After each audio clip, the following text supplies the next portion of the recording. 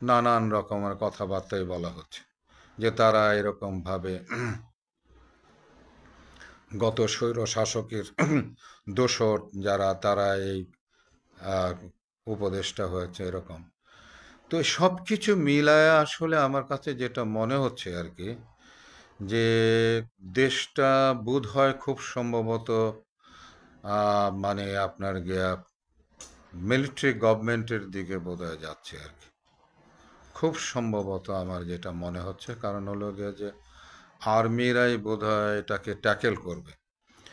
Army যদি না আসে, কারণ হলো গিয়ে এই যে মারামারি, এই যে এইটা সেইটা, এই যে মানে আলটিমেটাম, এই যে নানান কিছু যেগুলো হচ্ছে, তাহা এই সমস্ত কিছু মিলে আজকে আমার এই উপলব্ধি আর কি, আমার উপলব্ধি, আমার চিন্তা থেকে আমি কিন্তু এই কথাগুলো বলছি, এবং এই কথাগুলো বলছি আমার অবজারভেশন থেকে আমি বলছি যে এখন এই রকম যদি চলতেই থাকে আসলে, মানে প্রতিটা মুহূর্তে প্রতিটা জায়গায় যদি সাধারণ মানুষের যদি ভোগান্তি যদি ছাত্ররা তৈরি করতে থাকে, তাহলে এই সাধারণ মানুষ কিন্তু তার ছোট ছোট বাচ্চাগুলোকে পর্যন্ত হাত ধরে নিয়ে আসছিল কিন্তু এই আন্দোলনের মধ্যে।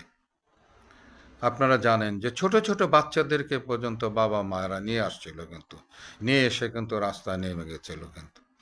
আজকে কিন্তু মানে অনেকেই কিন্তু, বেশিরভাগই কিন্তু এই সাধারণ মানুষের কথা কিন্তু মানে ভুলে যাচ্ছে কিন্তু।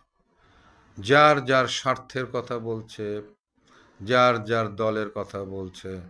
এমনকি পলিটিক্যাল পার্টিরা যারা, তারাও কিন্তু এই যে আওয়ামী লীগকে মানে বিএনপি বলল, মানে মির্জা ফখরুল বলল যে এক দলকে নিষিদ্ধ করা যাবে না, তাদেরকে উম, মানে রাজনীতি করার সুযোগ দিতে হবে, অমুক করতে হবে, ইলেকশনে আসার সুযোগ দিতে হবে।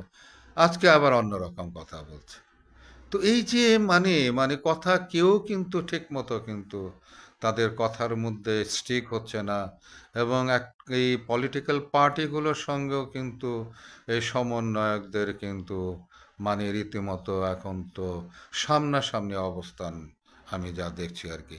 তো তাহলে কি দাঁড়াচ্ছে, পলিটিক্যাল পার্টির সঙ্গে সমন্বয়কদের মানে সামনাসামনি মুখোমুখি অবস্থান, তারপরে এই যে ছাত্রদের এই যে রাস্তায় নেমে সাধারণ মানুষের যে মানে যন্ত্রণা দেওয়া, এবং নিজেদের মধ্যে নিজেরা মারামারি করা, এই যে নিজেদেরই নানান রকমের দাবি নিয়ে আসছেন, তো সেই জায়গায় ট্রেন ভাঙচুর করা, ট্রেনের মানুষগুলোকে আহত করা, এই যে এই সমস্ত বিষয়গুলো, এগুলো আসলে কি হচ্ছে আসলে? সাধারণ মানুষকে তো আপনারা মানে আসলে শান্তি দেওয়া উচিত ছিল, সেই জায়গায় আপনারা তাদেরকে খেপিয়ে তুলছেন কিন্তু। যে যন্ত্রণার জন্য, যে দুঃশাসনের জন্য, মানুষের জ্বালা যন্ত্রণার জন্য নিজের সন্তানটাকে সঙ্গে নিয়ে এই আন্দোলনে সম্পৃক্ত হয়েছিল, আজকে তো তাহলে মানে আপনারাই কিন্তু আবার বলছেন কিন্তু যে আরেকটা রক্তক্ষয়ী, কিন্তু এটা কিন্তু সমন্বয়কদের কথা বলছি আমি, আমার কথা না কিন্তু, যে এরকমভাবে মানে আরেকটা বিপ্লবের আসতেছে, মানে রক্তক্ষয়ী বিপ্লব আসতেছে, যে এই সমস্ত কিছু তার মানে একটা দিকেই কিন্তু যাচ্ছে। সেটা হলো যে মানে আর্মি বোধহয় খুব সম্ভবত যদি ট্যাকেল না করে আর কি, তাহলে কিন্তু দেশ আসলে আহ, টিকানো যাবে কিনা সন্দেহ আছে, এগুলো সব ঠিক করা যাবে কিনা সন্দেহ আছে, যেভাবে সব কিছু ছেড়ে দেওয়া হচ্ছে। আসলে আমরা বাঙালিরা কিন্তু কোনো দিনই কিন্তু আমরা স্বাধীনতা কি জিনিস এটা আমরা বুঝি না কিন্তু, স্বাধীনতার মর্ম আমরা কিন্তু একেবারেই আমরা বুঝি না।